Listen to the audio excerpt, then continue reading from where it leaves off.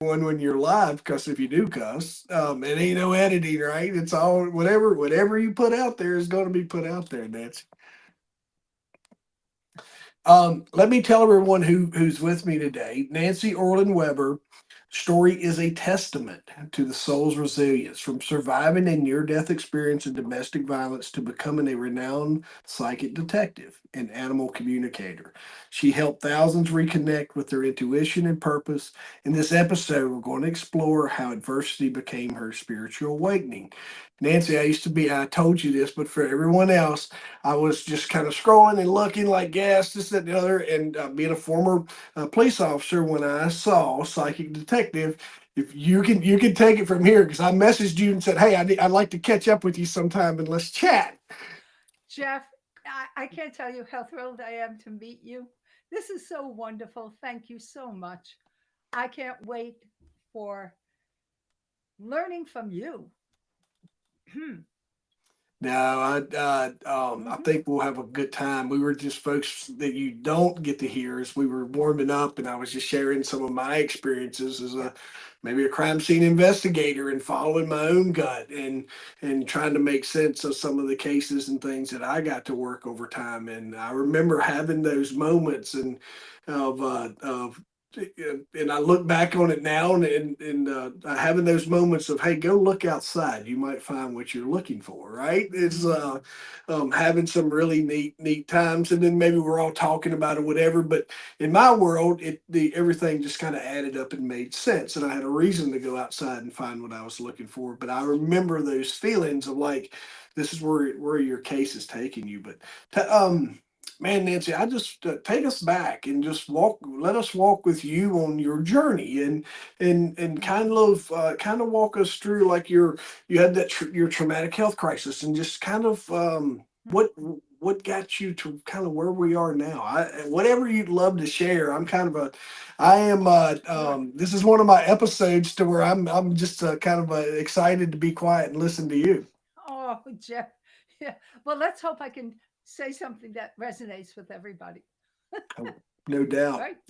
Uh, like many, we've experienced childhood trauma, which I did. And of course, uh, Jeff had talked about something with me, the secrets from the family. Yeah. Oddly enough, I was blessed at the same time as having trauma with others. I was blessed with a spirit early on in my crib who taught me. I didn't question it. You know how the imaginary friend? Yeah. My imaginary friend was this big faced, black, bushy hair, dark eye male in this kind of burlap thing. And I loved him. I called him the man. And so I had guidance early on that was not told to anybody else, but they got scared of me, my family. How do you know all this? You're 2 years old. How did you know that woman was pregnant? How do you know? Go to your room. So, like many people, we experience um, problems with other people not understanding who we are in any way, shape, or form. So, for me, that was the form it took. Most of us are not understood, I think, personally. Yeah. Having worked with tens of thousands of people worldwide for 50 something years in this capacity, and before that as a nurse and worked in psychiatry, wrote a thesis when I was 10 on the insane asylum. I was always curious about what makes people do things that are not acceptable behavior, not so much you're a good person or a bad person, but when you seek to harm and be cruel. And I was a scared, shy, painfully shy kid who was taunted and teased by a cousin, by other students in class. I never felt comfortable with others. All I wanted was give me my ballet shoes and I'll practice all day. Don't or play bike. Or I had three boys I grew up with who did accept me, and we played stickball in the street. All that led to not understanding, but trusting what you were talking about earlier with me, my gut, my intuition, and the man who spoke to me and told me things about my one of my best friends dying at age 13. All those things I kept quiet inside. I did not discuss it with others. If I tried, my mother said, "Shut up." That was the lovely, she was terrified. I understood she was terrified. And I don't know where that came from. I think it's the man teaching me. Flash forward when I wasn't allowed to do anything. No, you're not going to college. We're not paying for it. I said, I'll be a nurse, 2-year program. No, you'll never get through it. You either go for a teacher or you're not going for anything. I said, fine, I won't go for anything. First time I ever stood up. That's a seed I planted unknowingly for later on caring about justice. So those seeds got planted every so often when I stood up for myself. It was getting into nursing and putting on a uniform that I was totally transposed into something else. That was my first second chance. I walked in and I was a different person. I was strong, I was resilient, I had my own pain. Within 4 months, I was attacked by a 300-pound patient who tried to kill me. It was 2 years later, I was rushed into surgery, spent 11 months in a hospital bed. Nobody would even tell me what was going on. It was crazy.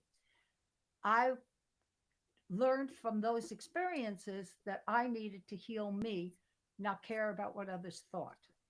So that was another seed planted. My nursing career taught me that. And my ability as a psychic, as a nurse, I didn't know the word. I don't think anybody knew those words back in the 60s. This was early on in the 60s. I was 63 when I became a nurse. So I didn't call it anything. Doctors loved it when I corrected their chart, their orders, and said, no, he doesn't have congestive heart failure. Do an upper GI. I was 19. So that was another seed planted that authority figures for the first time in my life turned around and thought, wow, she's got something there. And they would come to me after that and they would trust me and believe me. And I had one who I thought was the greatest because he listened to clients, patients by the bedside. He was wonderful. He was such a mentor to me too. He ordered laboratory tests for parasites. Nobody did back then. They didn't do any of this. He was doing it because he had a laboratory in his garage at home because he wanted to know more. He invited me to meet his family. That was another seed planted, that there was respect of something that others treated like stay away, don't call me, it means bad news. Another seed. And of course, I married. I was 24 and had my first violent attack by somebody I knew. Others were strangers. And I was shocked. I mm, made him pack my bag, went back home. My mother said it's a two-way street. You made your bed, lay in it. What a charmer. So I went back and we were on San Juan, old San Juan, Puerto Rico. He had a fellowship for 2 years in the Navy as a doctor in research. So I was stuck. I became pregnant. Actually, I was already pregnant. I didn't know it. 5 months pregnant, he tried to murder me. Didn't know it, but he ruptured a second disc, leaving me with severe problems for the rest of my life. Because the diagnosis that took 2 years, they couldn't get all the disc tissue off my sciatic root, so it turned to scar tissue. And they told me I'd never walk and I couldn't do this and I couldn't do that. By that point, though, uh, I was a lot more resilient and didn't believe everything I heard, especially from my first husband. So now, thank you, first husband. Right. Right? Yeah. Because he taught me stay on notice and check yourself. Don't trust that outside. Trust yourself first. Because my instinct about him was something was off. And suddenly he became this violent person when we moved. So I found out his secret was he was violent when he was a child. They kept it a secret. because he was such a bright man, so gifted. Well, I learned boundaries that way. Yay! I had another chance. And so when I gave birth and they left me there, they played golf. They forgot about me. So 2 weeks later, the woman who was next to me, they forgot and me for hours on end. Uh, she died 2 weeks later, coming in, and I was given 8 hours to live. At that point, I knew that they didn't know me. They knew my organs were infected. They knew that they caused. And that was another wonderful, pivotal moment in my life where I said, "Yeah, you got another thing coming. No, I'm not dying, you fools." And so 72 hours later, I didn't tell them, but 72 hours later, I called for refused permission to treat, walked myself out, took my kid and went mute against my husband, would not talk to him. I was stranded on the island, no phone, no car, no money. But I was fine. I would take her across where we lived, Old San Juan, and right across is the bay and the El Moro. And I would take her there and sing to her and let the ocean talk to her. And I would make up songs for her all day long. And he knew, you come near me, there may be a knife in your heart. I told him that at one after he tried to kill me. I faked death. And every time I see a movie where somebody is being strangled, I said, "Go limp, go." I'm yelling at him, "Go limp." That's right. Just go limp as if he killed you. And that kind of did the trick.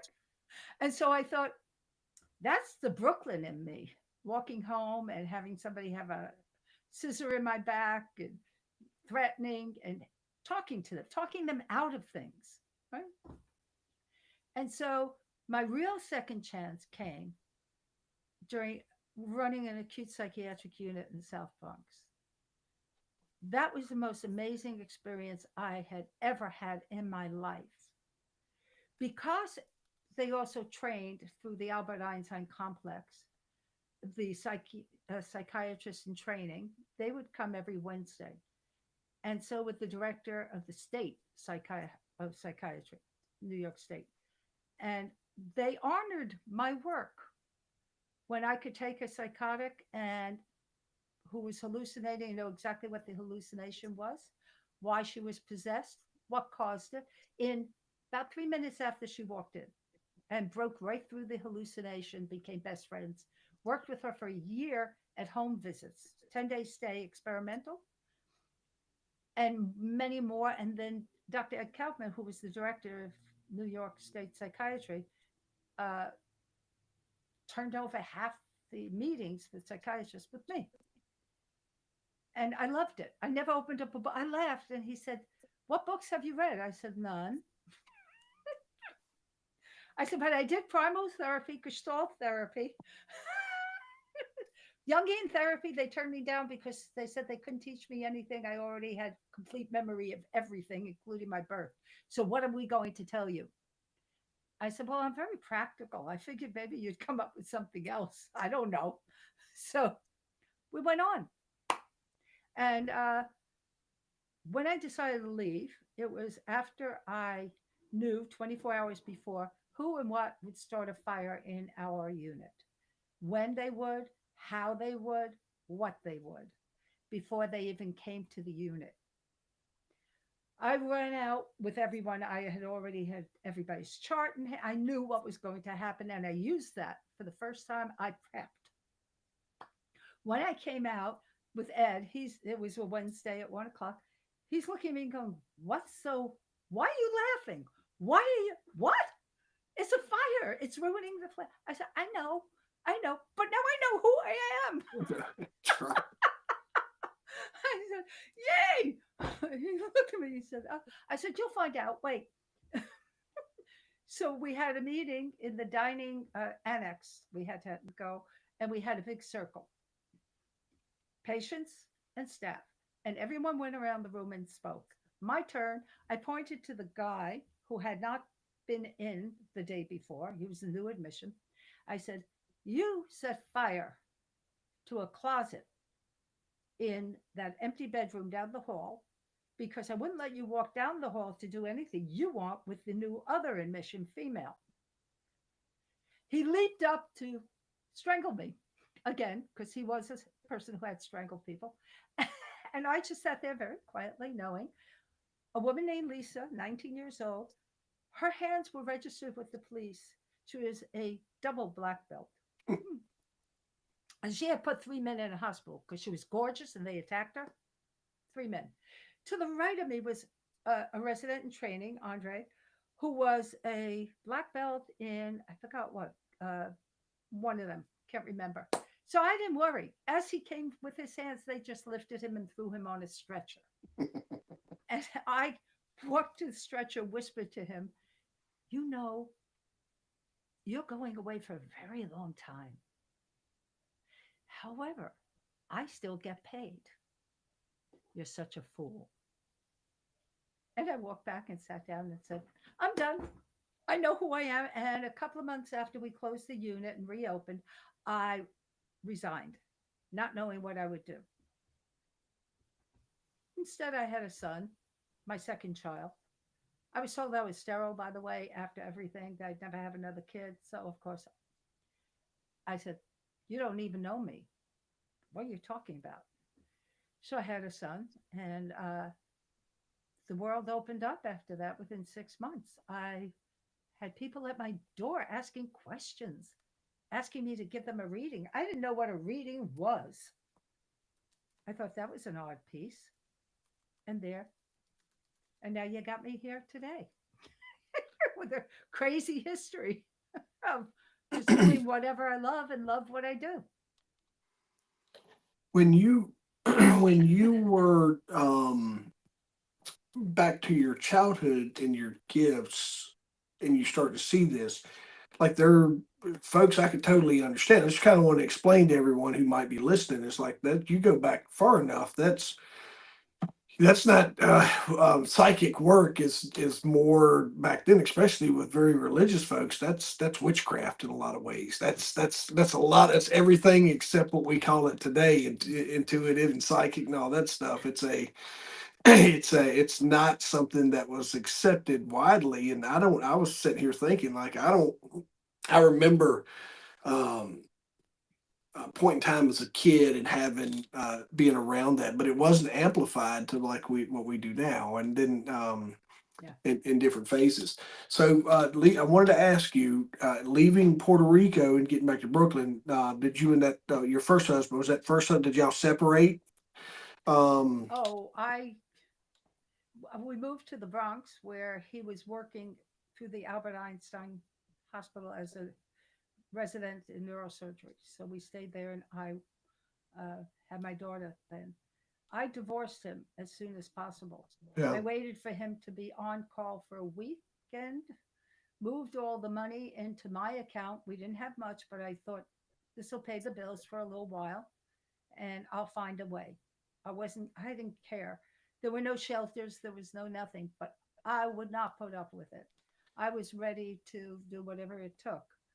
I was just waiting for the opening where he couldn't say a word. And he came back home uh, after the weekend shift, and I said, move out. And he looked at me. He said, what? I said, move out. He said, well, if you say I don't love you, I said, okay, I don't love you. Get out now. He did. And his psychiatry therapist, he went finally into therapy, said, called me and said, I'm going on vacation. This is a terrible time to do this. I said, oh, boo hoo on you, and hung up. do you? So part of my little journey here to my own interest in this topic is Yep. I did past life regression. Ooh. Did a little hypnosis one time. Did you and so it really was good, like in his did you ever have the opportunity to figure out the lesson or the role or anything along those lines between you and him? Jeff, you are so psychic. It's not funny. Yes, it is funny. It's very funny. I love it. It's called kinship right Yeah. now. What we're experiencing is always soul kin, I call it. So the first past life regression done for me was a very close friend, Betty Weiss. She was an amazing human being. She was in her 70s. I was in my 30s. She came running into my home and said, I need you to lay down. I just learned regression therapy. And so I did. And I thought it was a very nice movie. And it was tearful, which surprised me, but okay. It let out some relief on something. Thought nothing. She said, so what did you experience? I said, well, I was a 17-year-old gypsy in Romania in a circus. I mean, that's just so corny. It's not funny. And I was walking with a dwarf who was my best friend to her tent, said goodbye to her. The lion tamer was outside the tent, put his hand in front of me and said, read my palm. And I said, get out of here. And he strangled me and murdered me, raping me. And on my deathbed, I vowed to get back at him. So I thought that was weird. About Yeah. 3 or 4 years go by, and a new friend comes into my life, an artist, very psychic. And we're playing. She has samurai swords. We remembered how to use them. It was crazy. So one day I have Polaroids all over a table, and she looks at them. She picks up one with 20 people in it. My daughter's fourth birthday. My daughter is now about 7 at the time, a brand new person. Points to my ex husband and says, oh, I see this man as a lion tamer in another life, strangling a young gypsy woman. And I go, hmm, hmm, what a vivid imagination. She must be reading my mind from my past. I don't know. But I was doing regression therapy for others and getting results left and right about odd things that would clear up instantly. And I thought, okay, well, whatever it is. I read 20 Cases Suggestive of Reincarnation by Dr. Ian Stevenson later when it came out. I thought, wow, okay. I meet my third husband, my only real husband. Thank you. My kids understand. They both agree. Yeah. And he's living in a place in New Jersey that 20 minutes from where I lived. And we had so much in common. It was crazy. And there was a store in town. And so that store had all the metaphysical, beautiful things, crystals and stuff. And the woman was a homeopath. So being a medical intuitive and a nurse and a holistic one, I love talking with her. So I go there and there's the watercolor cards. I fall in love with them. I go, I have to meet this person, Julie Bond. So she said, oh, her phone number's right there. Give her a call. Lives next town. So I give her a call. She goes, oh, are you the one who teaches meditation and all the other stuff? The spiritual and psychic? Yeah. Can I come to your class? I said, bring me a box of cards. I'll pay you. You come to my class. You're my guest. She walks in. She's 3 feet 8. Yeah. She You're looks friend. at me. I look at her and she goes, I feel like I know you. I said, I know who you are. And so we've talked about that a lot. Then I go flashing back to my childhood. Every Halloween, I dressed as a gypsy and said, this is because you stole me from the gypsies, Mom. I thought everybody felt that way. Interesting. So I'm hysterical laughing because you are so on target every single time about everything we've talked about before and during.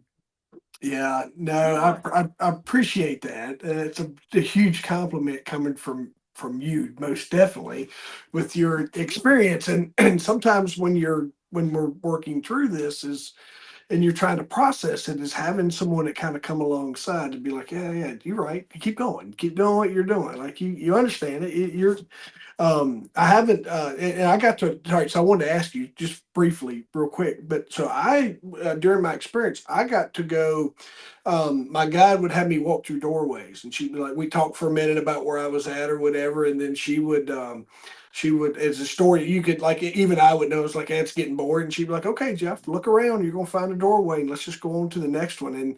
And so I went through, crazy me. I have put my audio away somewhere, and I'm like, now I'm like, I've been sorry, I've been trying to be like, hey, can you tell me where I put that at? Because I want to go back with the adaptation of AI and YouTube and just be able to really pull that conversation that she and I had, because I didn't go back and listen to it back when. So I wanted to ask you, did you get to go through different phases, or did you just kind of relive that one moment? Phases of, Different lives. Did you get to see? Yeah. So I oh, did the same. Yeah. lots. Yeah. Well, during the period where I was a medium well, I am a medium. I still do it. The trans mediumship was 3 years being taught by that spirit who had been at my side till about 17 and then came back when I was 31. And uh, took me to the Akashic Records, took me to the Book of Life, took me to whatever, and said, look, we're all with you for 3 years and then you're on your own. Go directly to the source.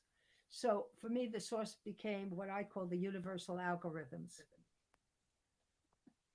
I figured I have no clue what creates life. None. I don't think I'm in charge of knowing that. It's beyond me, totally. And so, whatever and whoever and however life was created originally, not ours, but all life, yay, I'm thrilled.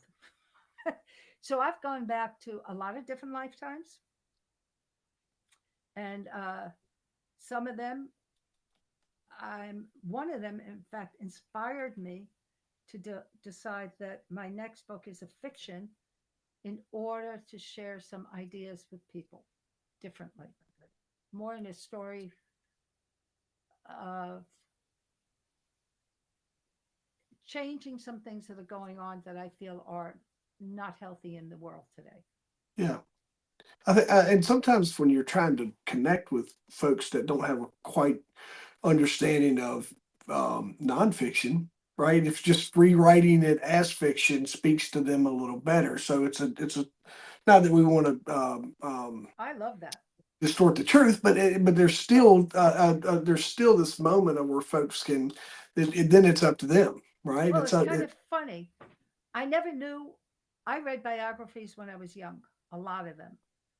It didn't matter who, airplane pilot, uh, Clara Barton, Florence Nightingale, anybody and everybody. I read biographies because I was fascinated by people who did things that were caring about the world. I think that the big second chance that put it all together was the first detective and the first police officer who asked me to work on something. Yeah, That put it so together because you know that one of the things when you work with good law enforcement, uh, they understand, as you said, that they have to have evidence. Right? I've always understood that because I've been to court. I've been to federal court. I've been to regular court on cases both involving, well, one was a American Disabilities Act against the largest vacation resort in another state. And we took them to court, my husband and I. We wrote federal charges against them, 36. And we won, hands down, no contest. And so that came from working with the police also, the details, the knowing what evidence is, but also going to court for my divorces and not getting anything back in custody from my first husband. I spent all my time doing other things, but the day URESA, Uniform Reciprocal Enforcement Act, came about, this is while I started working with law enforcement. So it helped greatly because when nothing moved on it, and I had sent it to probation, he lived in Montana at the time. I'm in New Jersey at the time, or New York and then New Jersey. Anyhow, nothing moved for years until I started working with law enforcement. And when I did, I sat down one day because nothing was moving on the case at all in Montana. I wrote to President Ronald Reagan, one paragraph. I learned how to give evidence, about 4 sentences. In 1 week, the West Coast director of URISA was assigned to my case directly. That's from being with people who know how to gain what's evidence, what isn't, what's proof, what isn't. And so, in so many ways, when I help others, whether they're clients in trouble on something, I always tell them if you're in court, your judge doesn't know you at all. You hope, either way. Do you have evidence? Do you have proof? I don't care what it's about. And if you don't expect them to understand. They're just going to pick whichever one is clearer, whatever it is. So it doesn't matter why they're going to court for me. It's most people don't know what evidence and proof means. And you do in spades because the people I worked with for years, some of them for 10 years, and then others are just became all over the country and federal, everything. What I found is they appreciate that I'm not saying I know. I'm a piece of the puzzle, maybe. Maybe I have something that will inspire you to think it down a different line. Right? As somebody said very well, when we had, I asked one who believed everything I said, always. And I'm going, wait, I don't know until we have proof. He said, yeah, but when we have no clues or thousands, you're it.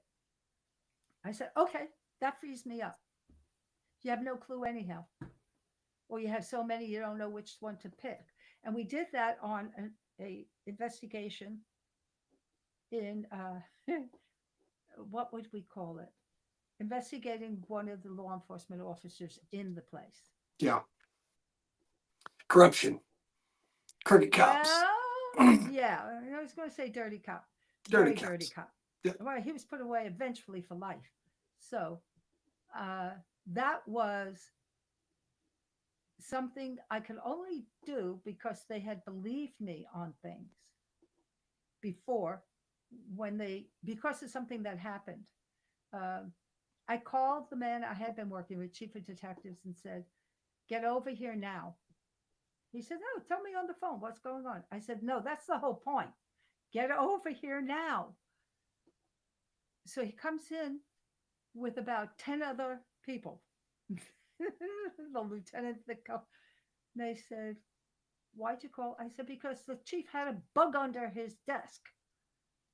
They hold it up and they said, how did you? And then they shut up, right? And they brought me photographs of every officer in it. I pulled one out and I said, he wants to blow up the police station. I said, he has enough guns and barrels of dynamite or something. I don't remember, but it was 2 big barrels. I said, in his home, and he intends to blow up things. And they said, well, we don't know who's stealing evidence from the room. I said, okay, he doesn't come in till X time. Somebody get in there and hide from this time on.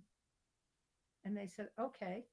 And what do we do with the bug? I said, Radio Shack, Morristown. So the chief of detectives and I went there the next day. We found the receipt. Right? So they did plant somebody in the evidence room, caught him. And it turns out he lived his house had burnt down.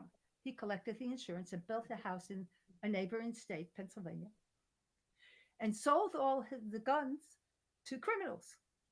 He made a deal, but by that point, the chief of detectives and I decided notify wherever he is on this earth who he is. We did, and he got caught attempting to murder somebody and waited for life. Wow. So that was okay. So this is the part of me that others go, what? That was fun. Yeah. Knowing I took him off the table. Yay. But We then celebrated.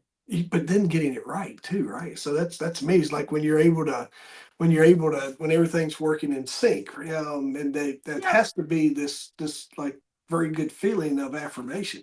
Okay. Good feeling that somebody didn't get to do any more harm. Yeah, That's it for me.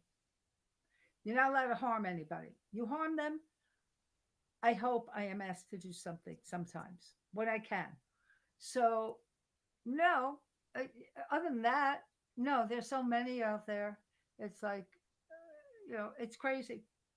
And so, what I did afterward, realized that, wait a minute, the receipt wasn't his, by the way.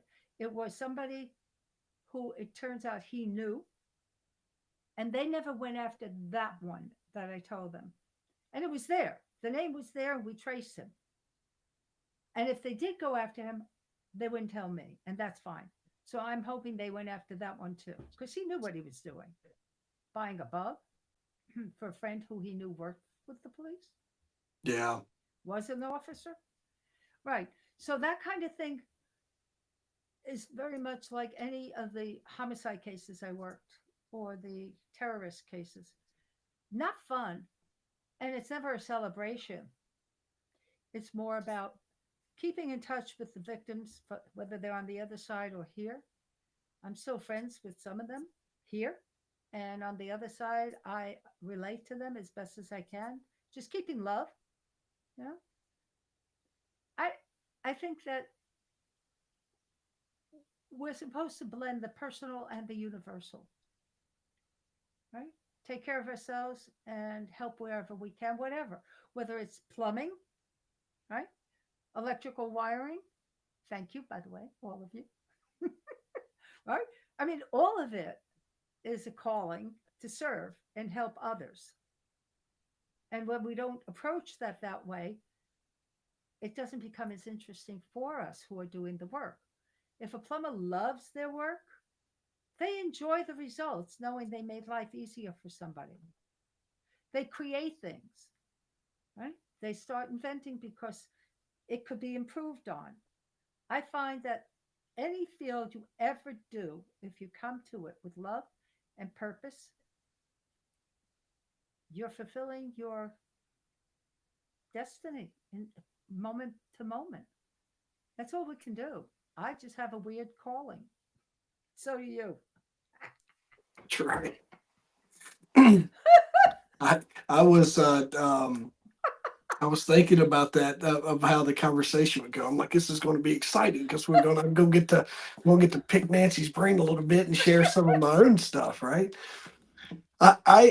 The crime scene stuff I have, like I was telling you, and maybe just to talk about Mm-hmm. it a little more, was like you have those gut feelings sometimes when you walk in and you're kind of taught to follow the evidence, and then I can remember different times of feeling like even myself when I was getting close to like that of closure or finding that piece of evidence, or when I was getting ready to say, hey, yeah, this is what happened. It's like something like it's like I could feel like this really excitement and um some type of just feelings as well when those Oh. cases were coming together too. So it was really um on just the intuitive side. Nurse excuse me, Nurse Jen, if you ever get a chance to meet Nurse Jen, I'll connect you to. But she does intuitive nursing, and that she has some books that she's wrote on it as well. Oh. So she and I caught up a couple times and talked about our journey in public safety and just how you kind of get Mm-hmm. these feelings. And sometimes, I was young, like young or back then, a teenager, and so some of it I was like, he just wrote it off, or just kind of as I've gotten older, I was like, wait a minute now. And then, I get to work through past life regression. I get to work through different little, my friend calls it woo woo experiences. Um, and then learning more about connecting with individuals like yourself that really helps bring this topic to life, and then kind of let me and other folks that that are have share commonalities with me. It helps us kind of reaffirm, right? Helps us make sense of kind of what was going on, type stuff.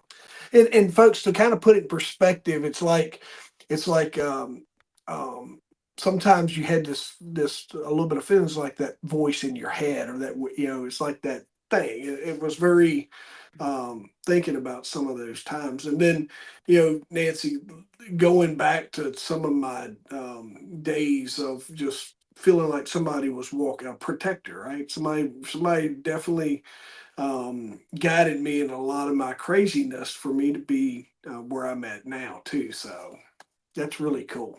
It is. You just helped me on something interesting. Do you remember the book Where's Waldo? Yeah. Okay. So that's for me when I do a lot of workshop teaching, educating, and mentoring one to one. Love all of it. I love it because I get to see people, just amazing people who don't know they're amazing like you. So one of the cases I worked, first, because of what you said, it was a fresh crime scene. Day after, I think, and I walk in with uh, the two guys who were working the case, and I get into the living room, and it's like, where is Waldo? First of all, I'm not feeling anything other than what's something's missing here. I go to the vacuum sitting in the corner. The cord's gone. He used the cord, the vacuum cord. Confirm. I've had a lot of confirm and deny in my life, mostly confirm. If it's deny, I look further and see, mm, am I interpreting it right, symbolic or what? When I got to the crime scene, each one is very different that I work. Totally. There's no two ways of using your senses, whether it's a combination of gut, hunch, intuition, uh, any of the psychic senses, clairvoyance, clairaudience, clairsentience, all of it doesn't matter. Uh, it depends on the situation. So for me, I stood at the bedside. They hadn't cleaned anything. It's still a crime scene. And so I waited to be shown or told or anything. I just waited. I wasn't expecting either way. So for me, a lot of times if people want to try anything, you just stay present as if there is something going to occur, but you have no clue and you're okay. Doesn't matter. And that non participant kind of witness to a moment. And then I saw what happened and I described everything to a T. Autopsy confirmed everything I said about how it happened, etc. So, and that they were wrong in time, lividity, etc. They were all wrong. And when I said that, they weren't sure. But ultimately, the guy confessed when I told them go back and look, and they knew it. So it does matter. But the point is, if everyone wants to do anything to improve, whether it's the workplace or anything else, you have to come to it. One, forget the history completely, be in the moment completely. Just let yourself trust you in it, not others. You, I don't trust a lot of people in life. I've learned to have discernment, right? However, I do trust that I will always remain myself in the presence of anything. It's really important that everybody learn how to do that because otherwise they beholden to authority figures who don't know better than them about who they actually are. And I think that can change lives, you know? Yeah. So you have found your way beautifully in knowing what works for you, what doesn't, what you'd rather do, what you won't do, what you'll experiment. And yes, as you said, you have friends who go woo woo, right? I have people who were terrified of if I call. I said, I'm just your friend. I'm just calling because I like you. And I have a great time with you. Come on. So some of them know that. And the ones who know it are precious because they're not judging, because they're not afraid to know. And they also know that I have ethics. I will not tell anybody anything unless they ask me and I feel it's the right thing to do. If I don't feel it's the right thing to do, no, sorry, uh, I don't see anything, or it's not mine to do. Don't care. So I think the more we become ourselves, it doesn't matter if we're perfect or not. We're not. I don't know anybody who is. I always say, if you think you're perfect, start a religion. We'll worship you. You know, please. But we're all errors and mistakes. We make lots of them. I've made, the older I am, and I am pretty old at this point, according to others, and I go, yeah, I know, but when I hit 90, I don't know what you're going to say because I am crazy in that way, Yeah. right? Well, I don't have many years to go to hit 90. I love it. I think this is wild. We get a playground on earth if we want it. We have enough bumps in the road to teach us. I think the bumps in the road teach us more than anything else. The challenges force us to struggle. That's the caterpillar to the butterfly. That's transformation. If we don't go through transformation, we can't break open the stuff that we carried that we don't want to carry. Right? And you're also kind of living out a plan in a lot of ways. If you go through some of that role of your first husband that played in your life, and Oh, good. we're executing a plan if we follow some of the guidebooks there. Uh-huh. Nancy, I don't feel like we have even much less scratched the surface today. But you mentioned, and as we wrap up, we're going to speak to this episode is going to speak to folks. It's going to speak to some folks that are out there. They're like, oh, I want to meet this lady because I know how that goes. They're going to have the same kind of moment I did where they want to connect with you. Who is, you mentioned your coaching and your programs. Who's kind of an ideal client for you, and how can they get in touch with you? Well, my website, and I have a free weekly newsletter that also tells stories and instructs. So have fun, everybody. It's my name. You just look at my name, and getting in touch is easy. The ideal people are people who believe that they can improve their lives any way, shape, or form. They just want somebody helping confirm and maybe throwing enough ideas out to stimulate their own idea. In other words, a lot of the people see me on the TV documentaries, on YouTube and Nancy Grace show, etc. But, and this is the but, uh, you do not put anybody as better than your capacity to do. You have no clue unless you really decide to work on something, right? So there are plenty of experts in the world on every single subject. Like you mentioned, Nurse Jen, like others I have met. I have a group of friends in the field. There's a magazine called edifyyoursoulmagazine.com. It just came out. It's free. It's online. And she's a medium. I love her. She's a very close friend. And all the others she introduces, because she's a networker in the field, beautifully. One of the things I love about people is don't judge yourself, don't judge others. Judge the action, not the Yeah. person. Right? Simple. And so I love when people come to the table curious about themselves. Don't be curious about me and my work. Please. It's just it's just my work. I love it. I can analyze it. I educate. So if you want to know how to do things like that, either join my classes or somebody's. Read a book. There are lots. My Soul Detective book talks about my bumps in the road and the exercises. The Life of a Psychic Detective gives them more exercises and true stories about the crime work, only adjudicated cases. So I also teach people, if you don't trust yourself, who are you trusting? And so people who want to just help will confirm themselves. It all depends. And some of them become my best friends for life. I just had a client. It was like talking to my mini me because she was much younger than me, not smaller, but much younger. I said, "Oh my God, I love you. Here's my cell phone number. Can we play friends?"